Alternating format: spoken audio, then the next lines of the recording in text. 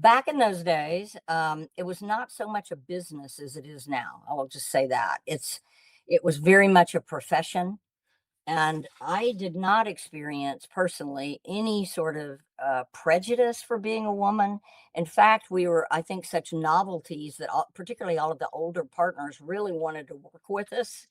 And I got to work with some of the, greatest lawyers of all time, as far as I'm concerned, Yeah. and had a lot of really high quality work. So and got to watch them and train with them and go to trial with them, and I really had a great experience. Well, that's good. I mean, I would think that, sometimes you hear the lore of breaking into an industry, for someone like in your situation, getting into big law, which may have historically been perceived as like an old man's club and that kind of thing. But it sounds like you had a pretty positive experience with it.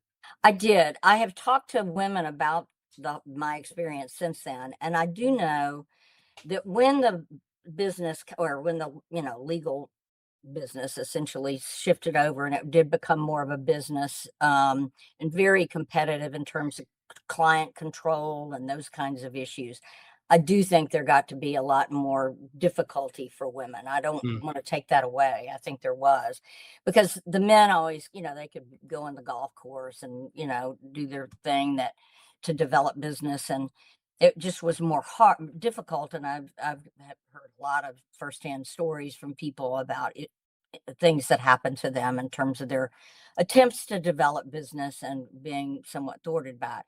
I was too big a I was too much of a baby lawyer. I was not, it was not like I was going to be competing for business, and it really wasn't like that then. Yeah. And so I just had a terrific experience with it.